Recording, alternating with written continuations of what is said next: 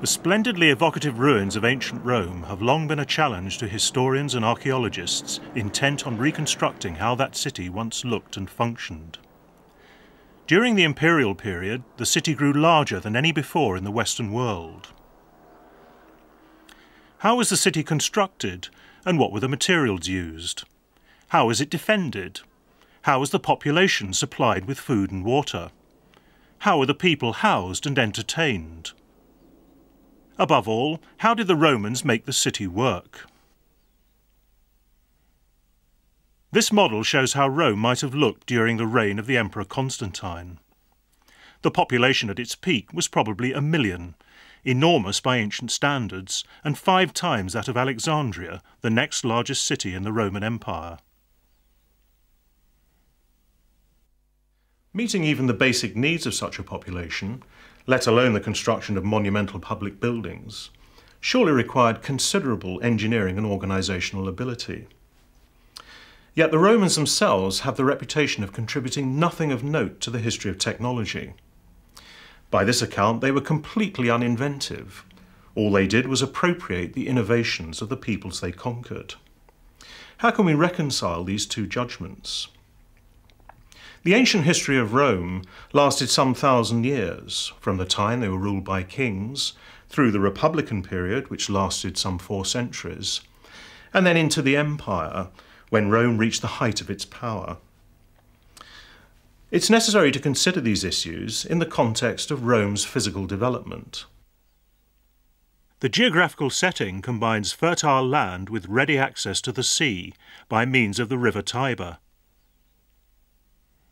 Equally vital was high ground for defensive purposes, the famous 7 hills of Rome.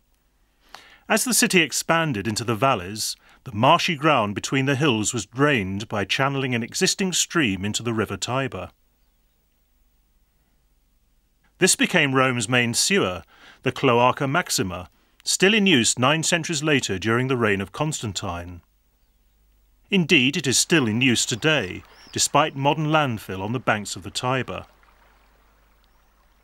The first stone defences were built in the early Republican era, the so-called Servian Wall. They were carefully constructed with a locally quarried material, called tufa, a softish sedimentary volcanic ash. Easy to quarry, it continued to be used in the Imperial period, even after concrete became the main building material. Although we tend to think about Roman construction of the Imperial period in terms of concrete, there was in fact a viable alternative, which was very much used in the earlier Republican period. And this is the use of large squared blocks of tufa, as we have here. The use of these large tufa blocks continued, in fact, for some particular functions, usually large public buildings, right into the middle of the 1st century and beyond. Notice how fine the joints are between the stones. This means that work has to take place both at the quarry and on site, whereas concrete requires far less skilled labour. Stone was also used to replace wood for building bridges. Stone arches were necessary to span the river, as in the Pons Cestius, built during the late Republic and then replaced in the Imperial period. The facing material of the later bridge was travertine, another local stone.